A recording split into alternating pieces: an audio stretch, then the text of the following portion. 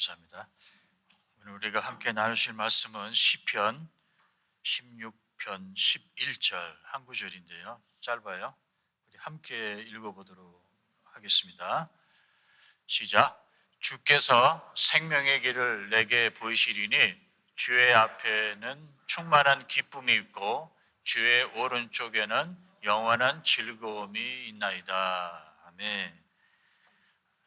주께서 생명의 길을 우리에게 보여주셨다. 우리를 구원하신 이후에 주의 앞에는 충만한 기쁨이 있고 그리고 오른쪽에는 영원한 즐거움이 있다. 이 본문에 대해서는 제가 설교 중간쯤에 가서 좀 구체적으로 다루어 보도록 하겠습니다.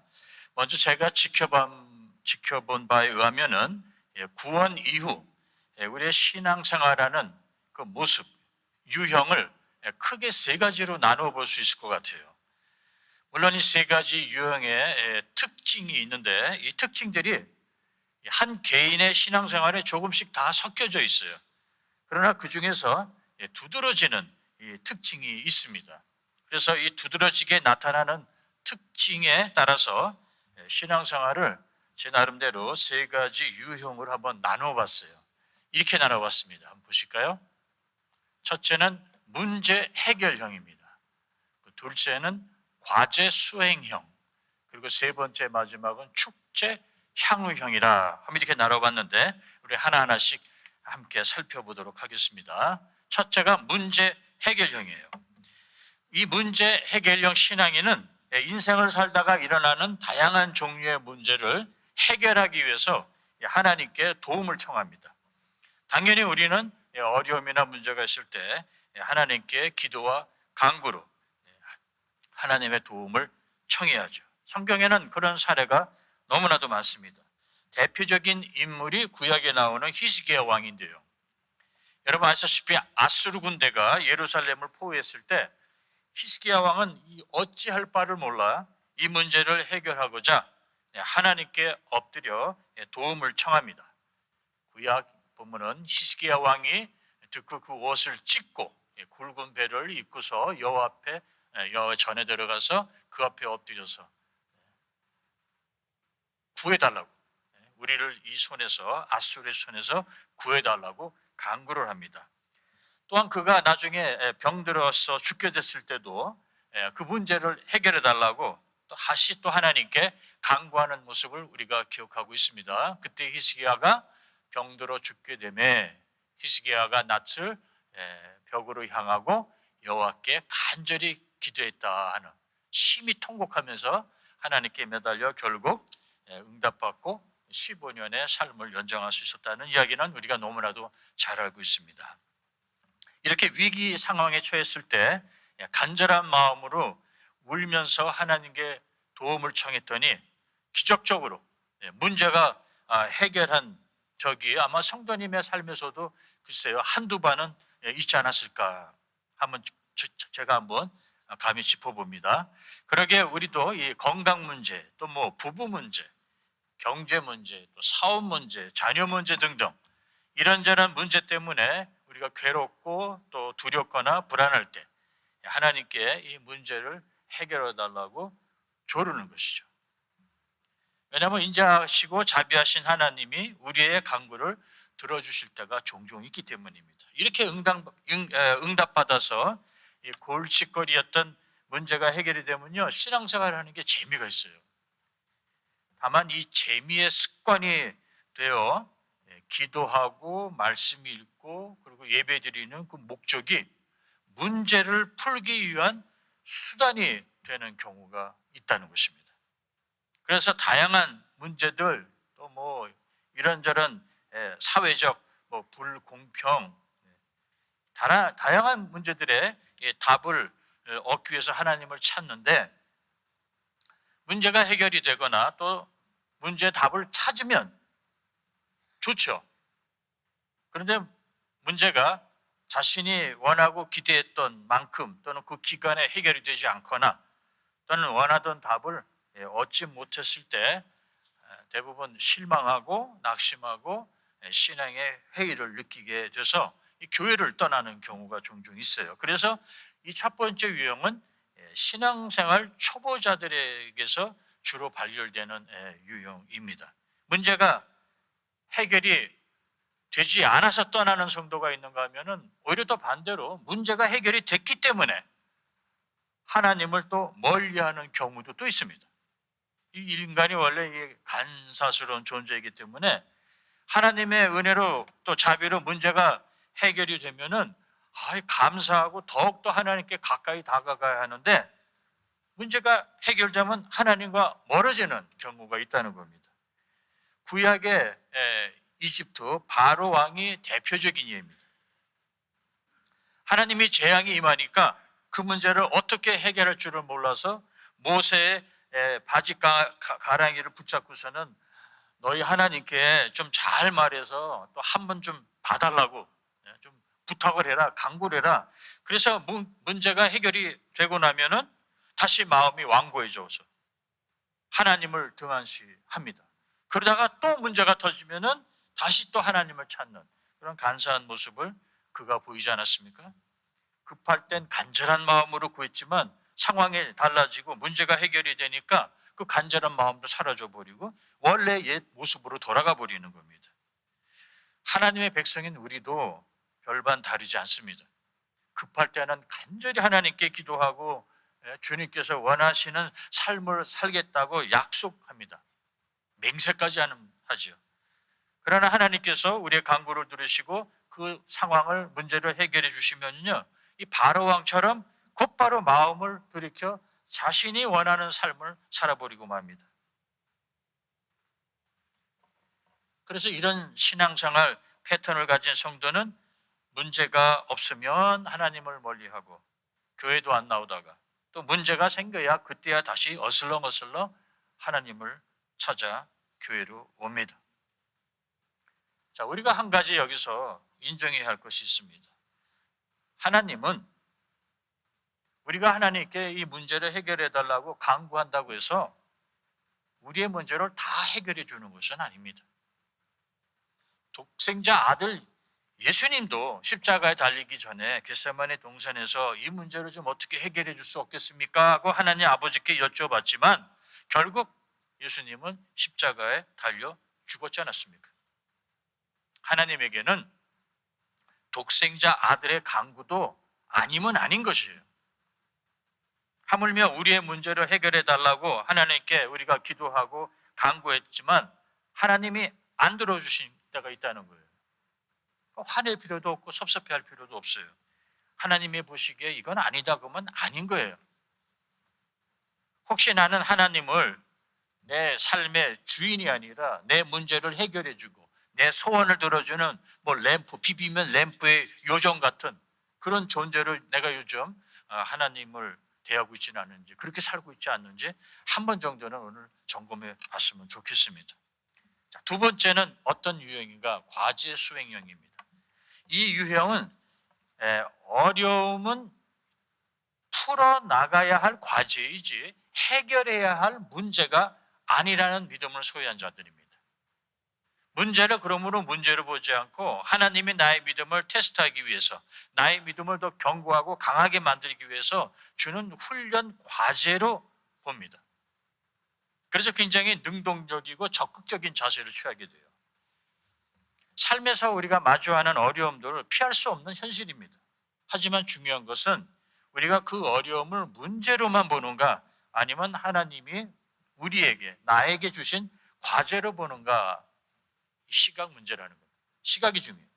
과제 수행 신앙에는 인생의 역경이 단순히 불행이나 문제로 끝나는 것이 아니라 우리의 믿음을 더 튼튼하게 단단하게 인내를 기르는 하나님의 훈련 과정이라고 이해를 합니다. 구약의 요셉이 대표적인 인물입니다. 요셉이야말로 기복이 심하고 굴곡이 많고 평탄하지 않은 정말 파란만장한 삶을 산 사람 아닙니까? 창세기를 기록한 저자는 요셉을 히스기야 왕처럼 이런 문제가 생길 때마다 하나님께 찾아가서 이 문제를 해결해 달라고 간구하고 매달리는 그런 자로 묘사하지 않았습니다. 이런저런 문제가 생길 때마다 요셉은 무릎을 꿇고 울면서 하나님에게 이 문제를 해결해 달라고 기도했다는 구절이 창세기에는 없습니다. 형제들에게 이집트에 노예로 팔렸을 때도 그랬고, 억울하게 누명을 쓰고 감옥 생활을 할 때도 그랬고, 나중에 자신을 죽이려고까지 했던 형제들을 다시 만났을 때, 그때도 이 모든 사건들, 이 모든 문제들이 사실은 하나님의 섭리였다는 신앙 고백을 그는 한 것입니다. 그게 창세기 45장 7, 8절에 나와 있죠. 하나님이 큰 구원으로 당신들의 생명을 보존하고 당신들의 후손을 세상에 두시려고 나를 당신들보다 먼저 보냈다. 그런즉 나를 이르러 보내니는 당신들이 아니요 하나님이시라. 하나님의 섭리라는 거예요. 하나님의 뜻이 있었다는 거예요. 그래서 문제가 생길 때마다 그 상황을 받아들이고 처한 상황 속에서 최선을 다해요. 그래서 어려움을 해결하거나 피하는 문제로 보지 않고 요셉은 하나님이 지금 하나님의 뜻을 이루는 그 과정 속에서 나에게 주어진 과제다. 나의 믿음을 테스트하고 있다. 그런 인식이 굉장히 강했습니다. 그래서 보디발의 유혹을 받을 때도 그는 뭐라고 말합니까? 어찌 내가 하나님께 이런 큰 죄를 범할 수 있겠는가? 그는 항상 하나님을 인식하고 있었다는 거예요. 하나님의 그 어떤 계획과 뜻이 있으셔서 자신에게 이런저런 어려움과 역경을 허락하신다는 그런 해석을 그는 가지고 있었습니다. 자, 그럼 요셉은 단 한 번도 직면하고 있는 그 어려운 문제를 해결해 달라고 하나님께 간구하지 않았을까? 아닙니다. 요셉도 그랬습니다. 제가 말씀드렸죠? 이 세 가지 유형의 특징은 우리 각 개인에 조금씩 다 있다고 말씀드렸어요. 요셉도 하나님께 억울하게 감옥에 갇힌 이 문제를 해결해 달라고 분명히 간구했을 겁니다. 다만 저자가 그거를 명백히 기록을 안 했을 뿐이죠. 그걸 어떻게 할 수 있는가? 여러분, 감옥에서 바로의 이 술 맡은 관 원장의 꿈을 그가 해석을 해주지 않습니까? 그리고 그에게 뭐라고 그래요? 당신이 잘 되시거든, 이제 감옥에서 풀려 나가거든, 나를 좀 기억해 달라. 내게 은혜를 좀 베풀어 달라. 내 사정을 왕에게 좀 말해 달라. 선사를 좀 베풀어 달라고, 선처를 구해 달라고 좀 말을 좀 잘해 달라는 거예요. 그러면서 하는 얘기가 나는 히브리 땅에서 끌려온 자여 여기서도 감옥에 갇힐 일은 행하지 아니했다. 이노생치라는 거예요. 내가 여기 있을 이유가 없다는 거예요. 나는 억울하게 정말 여기에 지금 와 있다는 거예요. 요셉이 왕의 신하에게 억울하게 감옥에 갇힌 자신을 바로 왕에게 잘 말해서 석방하게 해달라고 이렇게 간구한 것을 보면은 요셉 그 상황에서 벗어나고 싶은 마음이 있었던 거죠. 그래서 그가 하나님께도 여러 번 간구했을 가능성이 높습니다. 그러나 그는 그 처한 상황과 사건을 해결해야 할 문제라기보다 하나님의 뜻과 계획과 섭리가 이루어지는 과정에서 일어나는 일이라고 인식했기 때문에 이것도 다 하나님의 무슨 뜻이 있을 거야. 믿음으로 잘 견뎌내자. 이것도 다 지나갈 거야. 하나님이 나와 함께 하신다라는 이런 확신과 믿음이 그에게 있었던 거예요. 그래서 여러분, 요셉의 이야기에 보면은 하나님이 그와 함께 하셨다라는 구절이 반복적으로 나옵니다. 여호와께서 요셉과 함께 하시고라는 문장이 이 요셉의 스토리에 반복되어 나온다는 것을 우리가 재해석해 본다면은 요셉은 하나님이 그와 함께 한다는 인식이 강하게 있었다는 거예요. 그래서 불행한 일이 생길 때마다 그는 생각했을 거예요. 하나님이 나와 함께 하시는데 나에게 이런 어려움, 나에게 이런 역경을 허락하시는 것은 내가 미워서가 아니라, 나를 버려서가 아니라 오히려 나를 사랑하시기에 나를 더 성숙한 신앙인으로 키우기 위한 단련, 훈련이다.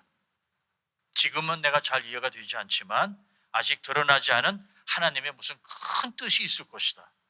그러니 믿음으로, 인내로 이 어려운 단계를 잘 이겨내자.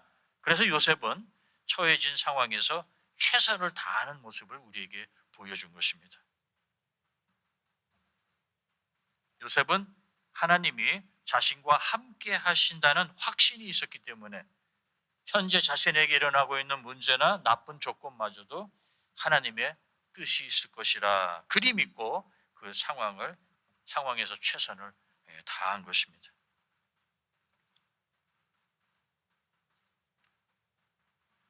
하나님이 나와 함께 하시니 주어진 시험, 주어진 과제를 잘 극복하자는 그런 도전 정신이 그에게는 있었던 것이죠. 우리도 그래서 요셉처럼 이 어려움을 과제로 보는 시각을 키워야 합니다.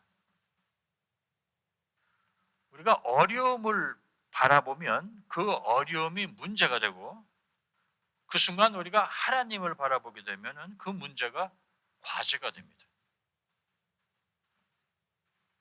다윗의 경우가 그렇지 않습니까? 다윗이 다른 이스라엘 군사들처럼 골리앗을 바라보았다면 골리앗은 그에게도 문제가 됐을 겁니다. 그러나 다윗은 하나님을 바라보았기 때문에 골리앗을 무찌르는 것이 하나님이 그에게 주어진 과제가 된 것입니다. 여러분, 우리가 이 생활을 하면서 오늘 장로님도 기도해 주셨지만 염려하지 말아야 되는데 우리가 염려를 많이 해요. 염려가 뭡니까? 어려운 문제로 생각해서 그 문제를 미리 앞당겨 보면은 그게 염려가 되는 거예요. 그런데 어려움이 다가왔을 때 하나님을 바라보면 그 염려가 뭐가 되느냐? 염두가 됩니다. 자, 염려와 염두는 비슷해 보이지만 의미와 사용, 용도가 다르죠. 염려는 어떤 일이나 상황 때문에 마음을 쓰고 걱정하고 불안해하고 초조해 하는 상태, 그렇기 때문에 부정적인 의미를 띠고 있지만 염두는 꼭 부정적이지 않죠. 생각이나 이 고려의 대상을 마음에 둔 상태, 그래서 계획하고 준비하고 방책 등을 떠올리는, 그게 바로 염두 아닙니까? 예를 들자면 등산을 간다. 등산 가면 혹시 이런 일이 일어날 수 있으니까 염두에 두고 모든 것을 잘 이렇게 챙겨서 준비해서 간다. 그건 염두예요. 그건 좋은 거죠. 그래서 이 과제 수용형 신앙생활을 하는 성도는 이 염려를 염두로 전환하는 기술을 터득한 자들입니다. 핵심은 문제로 보는 습관을 버리고 이 과제로 보는 습관을 우리가 키워야 한다는 것이에요. 왜냐하면 어려움을 문제로 보게 되면요, 이거 내가 해결할 수 있을까? 누구에게 도움을 청할까? 고민하다가 자기 자신이나 타인의 능력에 의존하려고 하는 성향이 크게 돼요. 반대로 어려움이 있을 때마다 하나님을 보게 되면요, 하나님이 나에게 주신 이 과제다. 하나님이 어떻게 나를 인도하실까? 하나님이 이 사건을, 이 상황을 어떻게 앞으로 진행해 나가실까? 하나님을 의존하고 하나님을 바라보게 된다는 거예요. 왜? 하나님이 내주신 과제이기 때문에 그 푸는 방법도 하나님이 갖고 있다는 것을 확신하는 거예요. 모든 답이 그분에게 있다는 거죠. 그러므로 의식적으로 이제부터 이 문제라는 단어 이 사용을 우리 일상생활에서 좀 자제할 필요가 있어요. 그래서 의식적으로, 고의적으로 아이고 오늘 그 문제가 아니야. 이 과제를 내가 어떻게 풀 수 있을까? 문제라는 이 단어를 대수 쓰면 우리의 사전에서 제거해 버려야 됩니다. 이 언어가 갖고 있는 그 영향력이 굉장히 크거든요. 그 때문에 문제라고 말하는 대신에 이것은 하나님이 나에게 주신 과제, 그렇게 표현하는 습관을 우리가 들일 필요가 있어요. 어려움이 생길 때마다 그 어려움을 해결할 문제가 아니라 나의 성실과 믿음을 검증하는 과제로 여기면은 행동에 변화가 일어나는 것을 성도님은 경험하실 수 있을 겁니다. 그러면 없던 힘도 생기게 돼요. 자, 근데 다만 믿음으로 내가 이것을 극복해야 돼, 견뎌내야 돼, 이런 각오로 신앙생활하는 신앙인의 단점은 무엇인가? 믿음은 좋은데 신앙생활을 열심히 하는데 이 즐거움과 기쁨을 놓칠 때가 있다는 거예요. 그래서 이제 세 번째 신앙생활의 유형을 살펴보겠습니다. 세 번째는 바로 축제 향유형이다. 그렇게 한번 제가 정의를 내려봤어요. 이건 뭐냐면 하나님 안에서, 주 안에서 기쁨과 즐거움, 축복을 누리는 그런 신앙인입니다. 우리는 흔히 신앙생활을 의미와 책임으로만 이해할 때가 있어요. 그래서 성경 읽어야 된다, 기도해야 된다, 헌금해야 된다, 봉사해야 된다, 뭐 해야 된다. 그것도 모자라서 열심히 해야 된다, 죽도록 해야 된다, 잘해야 된다. 그러다 보니까 책임과 의무에 짓눌려서 정작 기쁨과 즐거움을 놓칠 때가 있다는 겁니다. 하지만 성경은 이것에 대해서 뭐라고 말하고 있습니까? 성경은 하나님과 동행하는 삶을 즐기며 누리는 삶을 우리에게 소개하고 있습니다. 그런 축제로 우리를 초청하고 있다는 거예요. 그래서 흔히 우리가 이 문제 해결형이나 과제 수행형에 머물기 쉽지만 하나님은 축제 향유형 신앙으로 우리를 부르고 계십니다. 문제를 해결하고 과제를 수행하는 것도 물론 중요합니다. 그러나 가장 가치가 있는 것, 중요한 것은 하나님 안에서 우리가 기쁨과 즐거움과 축복을 누리는 삶이에요. 자, 이제 오늘 본문 말씀을 우리가 다시 한번 보겠습니다. 거기 뭐라고 나와 있어요? 주께서 생명의 길을 내게 보이시리니, 우리를 구원하셨다는 거죠. 영원한 삶을 주십니다. 그 다음에 어떻게 되는가? 충만한 기쁨과 영원한 즐거움이 있다는 거예요. 우리를 구원하신 이유는 주 안에서 우리가 기쁨과 즐거움을 영원히 누릴 수 있도록 하기 위함이라는 말씀입니다. 여러분, 예수를 믿는 것이 기쁘지도 않고 반대로 슬프거나 즐겁지도 않고 반대로 괴로우면은 누가 예수를 믿겠어요? 아니, 그런 예수를 어떻게 남에게 우리가 권장하고 소개할 수 있겠습니까? 과제 수행형 신앙 중요하지만 하나님과의 친밀한 관계와 기쁨이 함께할 때 그것이 참된 신앙이 된다는 것입니다. 여러분, 예수님의 공생애, 즉 공적인 사역은 어디에서부터 시작됐습니까? 가나안 혼인 잔치에서 시작했어요. 그리고 그 가나안 혼인 잔치에서 예수님이 처음으로 기적을 행하지 않으셨습니까? 그리고 마지막 우리가 주님 앞에 섰을 때 주님과 성도님들의 만남도 신랑과 신부가 만나는 혼인 잔치로 끝을 맺습니다. 이게 그저 단순한 우연일까요? 여기에는 우리 신앙생활과 하나님과 함께하는 축제의 삶이 되어야 한다는 메시지가 담겨 있는 것이죠. 일상의 삶 속에서 임마누엘과 함께 기쁨을 누릴 때 우리의 신앙은 축제 향유형이 된다는 것입니다. 이 축제 향유형은 감사와 기쁨으로 충만합니다. 나눔과 섬김을 즐깁니다. 신앙생활에 재미를 느낍니다. 행복한 신앙인이 되는 거예요. 예수 잘 믿으면 행복해야지 불행하면 어떡합니까? 예수 잘 믿으면 기쁘고 즐거워야지 항상 우울하고 세상의 모든 것을 다 지고 가는 그런 모습으로 살면 안 되잖아요. 여러분, 행복이 뭐죠? 제가 여러 번이 정의를 내려주셨는데 또 까먹으셨을 거예요. 행복은 의미와 재미, 이 두 가지가 교차할 때 비로소 행복이 우리에게 찾아옵니다. 내가 하는 일이 의미가 있어야 되고 또 재미가 있어야 돼요. 신앙생활이 의미 있고 재미가 있어야 성도님은 행복한 기독교인이 되는 거예요. 이게 구약의 전도서의 주제입니다. 이렇게 우리가 행복한 기독교인이 되려면, 축제 향유 신앙인이 되려면은 신앙생활을 좋아해야 돼요. 여러분, 자신이 좋아하는 것은요, 누가 하지 말라고 말려도 결국 합니다. 그 때문에 스스로 자기가 나는 예수 믿는 것이 좋다, 나는 하나님 말씀대로 사는 것이 좋다, 나는 주일날 어디 가지 않고 먼저 하나님 성전에 나와서 예배드리고 일터에서나 가정에서나 그래도 하나님 말씀대로 살아보려고 노력하는 거, 나는 이 삶이 나는 좋다. 좋아야 기쁘고 의미가 있고 그리고 행복한 성도가 되는 겁니다. 이처럼 신앙생활이 단순히 의무적인 삶이 아니라 하나님과 함께하는 축제로 변하게 된다는 것이에요. 대표적인 축제 향유 신앙인은 바로 사도 바울입니다.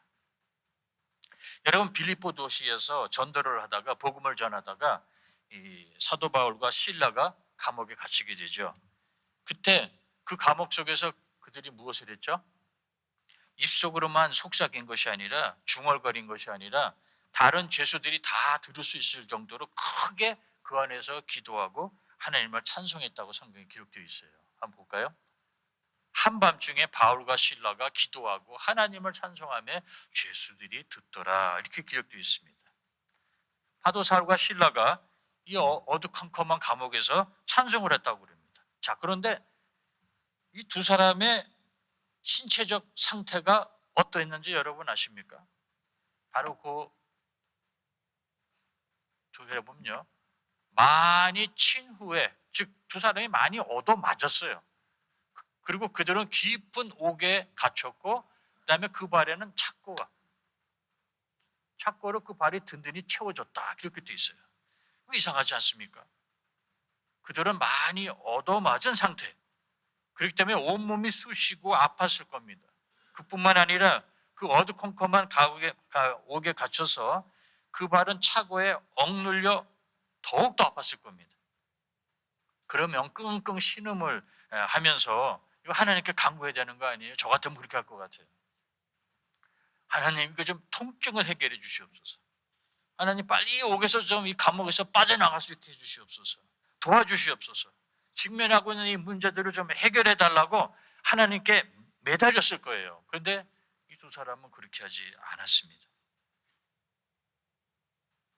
감옥에서 빨리 빠져나갈 수 있게 해달라고 간구한 것이 아니라 하나님께 찬양을 올렸다고 합니다.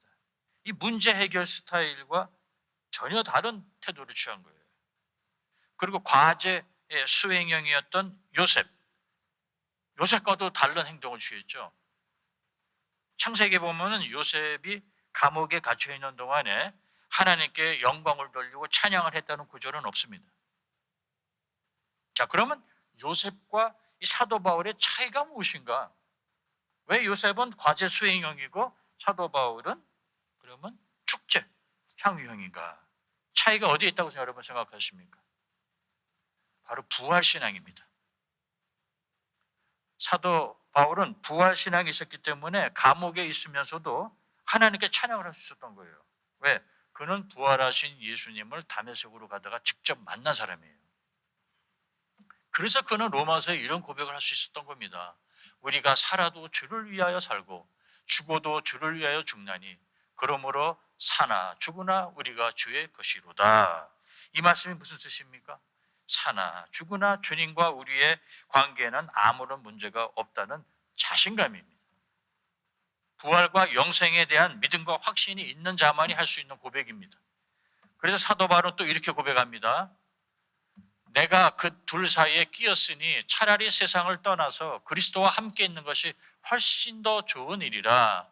그렇게 하고 싶으나 내가 육신으로 있는 것이 너희를 위하여 더 유익함이라. 이게 뭐예요? 지금 당장 죽어도 자기는 좋다는 거예요. 하늘을 봤더니, 천국에 가봤더니 너무 좋은 거예요. 그때는 이 땅에 있는 것들이 다 시시하게 보이는 거죠. 그래서 내가 지금이라도 죽어서 하늘나라 가는 것이 좋겠지만 복음을 전해야 할 사명이 있기 때문에 이 땅에 남아있겠다라는 그런 고백을 한 것입니다. 그래서요, 이 부활의 희망이 있는 자의 신앙 고백은 어떤가? 부활의 신앙이 없으면요, 우리가 이런 말을 자꾸 해요. 이러다 죽으면 어떡하지? 그럽니다. 사업이 망해서 이러다 죽으면 어떡하지? 병에 걸려서 이러다 죽으면 어떡하지? 근데 부활의 희망이 있는 자는요, 이러다 죽으면 어떡하지라는 이 불안에서 어떻게 바뀌느냐? 이러다 죽어도 괜찮아. 이런 여유로운 느긋함으로 바뀝니다. 왜? 죽어도 다시 살아난다는 것을 믿기 때문입니다. 사도 바울에게는 하나님의 전적인 은혜로 영생을 얻게 됐다는 이 한 가지만으로 충분히 축하하고 기뻐하고 축제를 만끽할 수 있는 이유가 된 것입니다. 즉 구원받고 영생받았다는 그 자체가 그에게는 축제였어요. 자, 그렇다고 사도 바울은 역경과 고난 가운데 마냥 그냥 즐겁고 기쁘게만 살았는가? 아닙니다. 제가 이미 말씀드렸죠. 이 세 가지 신앙의 유형의 특징은 동시다발적으로 조금씩 우리 각 개인에 다 있다고 우리 생활 속에 존재합니다. 여러분 잘 아시지 않습니까? 사도 바울도 그의 몸에 가시가 있었다고 그래요. 뭔지는 잘 모르겠지만 그 가시 문제를 해결해 달라고 사도 바울도 하나님께 간구했습니까? 안 했습니까? 했어요. 몇 번 했죠? 성경에 3번이나 했다고 나와 있어요. 고린도후서에 나와 있습니다. 내 육체의 가시 이것이 내게서 떠나가게 하기 위하여 내가 3번 죽게 간구하였다라고 기록되어 있습니다. 히스기야 왕처럼 그도 어려움이 있을 때 이 문제를 해결해 달라고 하나님께 간구했어요. 우리와 똑같이. 또한 그는 하나님이 그와 함께 하신다는 확신이 있었기 때문에 그에게 일어나는 모든 역경이나 고난을 하나님의 뜻이 이루어져 가는 과정에서 그에게 주어진 과제라고 인식했다는 것입니다. 언제 할 수 있는가? 여러분 사도 바울이 3차 선교여행을 마치고 이제 예루살렘으로 돌아가려고 할 때 그때 사도 바울을 진짜 사랑했던 많은 성도들이 사도 바울 보고 뭐라고 그러죠? 예루살렘으로 가지 말라고 그래요. 왜? 거기 가면 분명히 유대인들이 당신을 기다렸다가 죽이려고 할 것이다. 그러니 가지 말라고 합니다. 그런데 과제 수행형인 사도 바울은 뭐라고 말합니까? 여기서 그들에게 바울이 대답하되 여러분이 어찌하여 울어 내 마음을 상하게 합니까? 나는 주 예수의 이름을 위하여 결박당할 뿐 아니라 예루살렘에서 죽을 것도 각오하였습니다.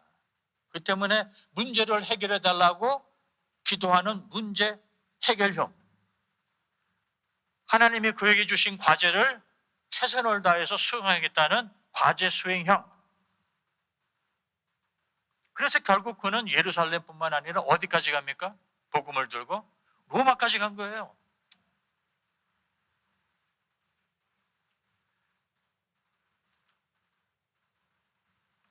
그런데 사도 바울은 여기서 끝나지 않았어요. 축제 향유형까지 간 거예요.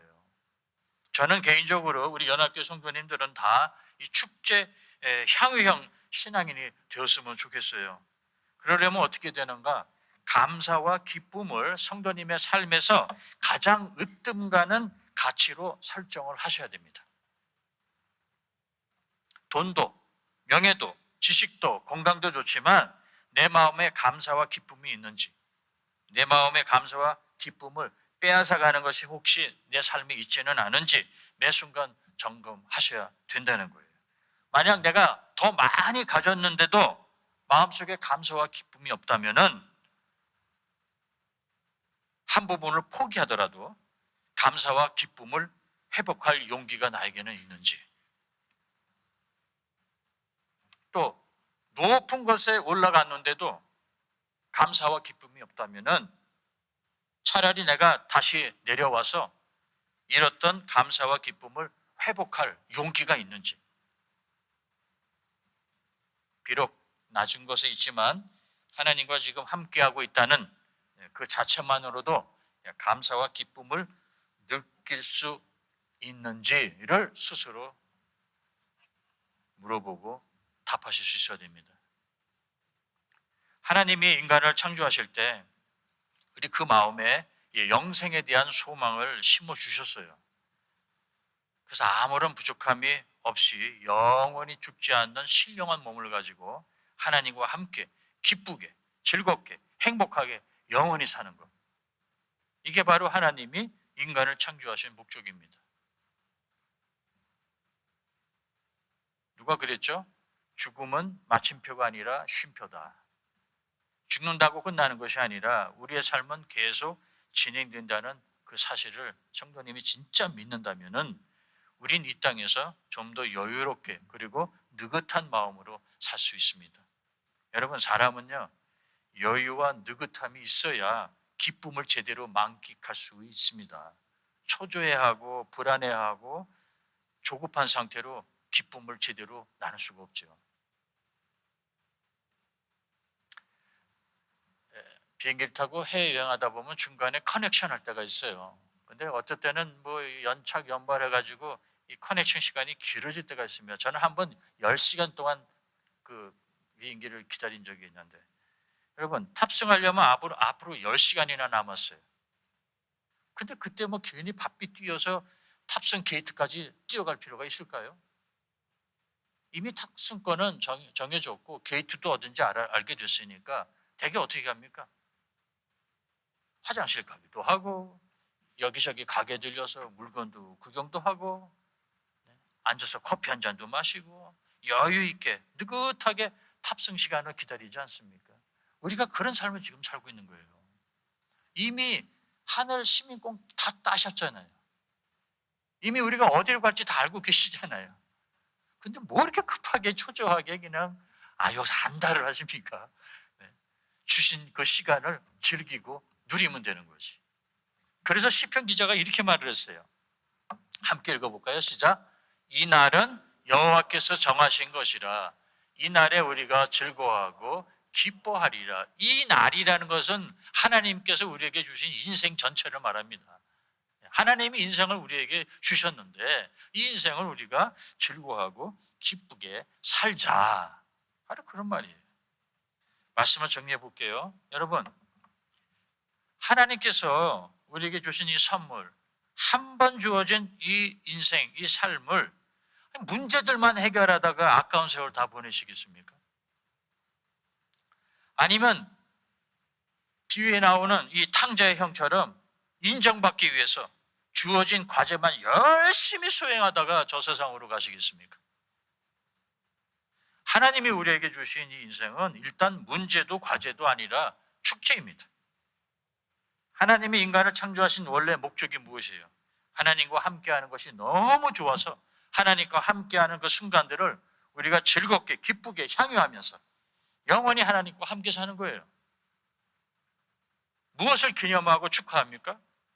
임마누엘 하나님이 우리와 함께한다는 그 자체를 우리가 기념하고 축하하고 축제하는 거예요. 사랑하는 연합교회 성도 여러분, 지금도 주님은 우리를 문제를 해결하는 재판소로 부르고 있지 않습니다. 지금도 주님은 우리를 노동하는 공사판으로 부르고 있지 않아요. 지금도 주님은 우리를 기쁘게 즐겁게 많은 사람들과 나누는 혼인잔치로 우리를 초대하고 있는 거예요. 그 혼인잔치로, 그 축제로 함께 나아가시는 저와 여러분 되시기를 주 이름으로 축원합니다. 아멘. 우리 이 말씀 생각하면서 찬양 함께 합시다. 행복.